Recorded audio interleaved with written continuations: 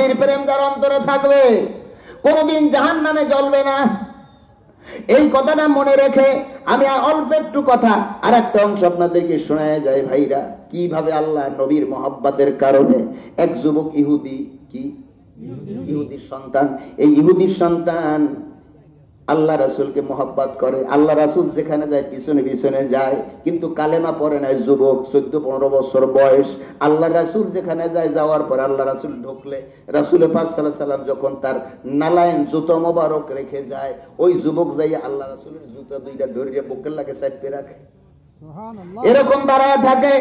আল্লাহ রাসূল যখন বের হয় আস্তে করে আল্লাহ রাসূলের সামনে জুতো মোবারক আবার দিয়ে দেয়। এভাবে করে করে 7 বছর পর্যন্ত আমার রাসূলের জুতা মোবারক ওই ইহুদির ছেলেটা বহন করছে। সুবহানাল্লাহ। 60 বছর হয়ে গেল।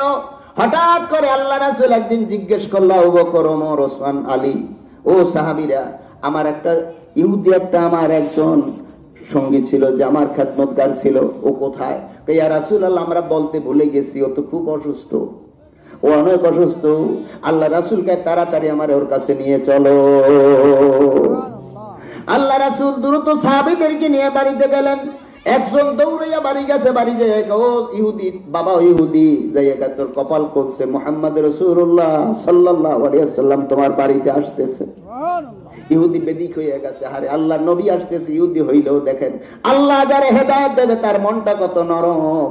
আল্লাহ নবী যাবে, ইহুদি বেদিক হয়ে গেছে, বাড়িঘর পরিষ্কার করে তাড়াতাড়ি একটা চেয়ার আনছে, আর সবাই বেদিক হয়ে গেছে, নবী আসতেছে, আমার বাড়িতে নবী আসতেছে, নবী আসবে। আল্লাহ রাসূল সাহাবীদেরকে নিয়ে গেলেন, ইহুদি একটা চেয়ারের ব্যবস্থা করছে, আমার নবী যেয়ে বসবে। আবার নবী যখন ঢুকলেন, ঢোকার পরে ইহুদি ছেলেটা খুব মুমূর্ষু অবস্থায়।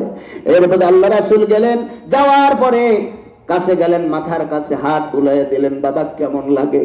ছেলেটা চোখের দিকে তাকাইয়া চোখের পানি ছেড়ে ছেড়ে কান্দে, ইয়া রাসূলুল্লাহ, ইয়া হাবিবাল্লাহ, আমি আপনার খেদমত আর বোধহয় করতে পারবো না। আল্লাহ রাসূল মাথায় হাত দিয়া ছেলেটার হাত বুলায় আর বলে, বাবারে শেষ বেলায় একটু আমি যা বলি তুমি শুনবা। এবার ওই ইহুদি ছেলেটা বাবার চেহারার দিকে তাকায়, আবার রাসূলের চেহারার দিকে তাকায়।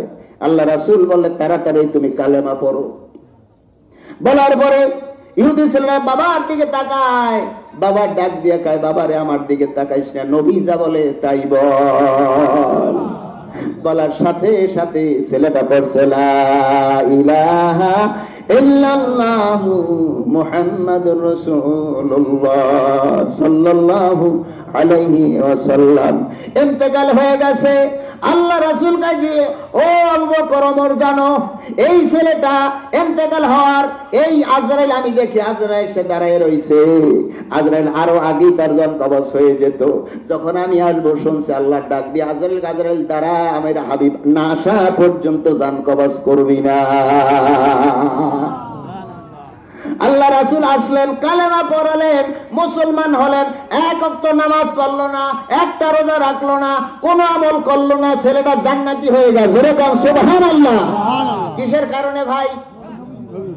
নবীর মহব্বত।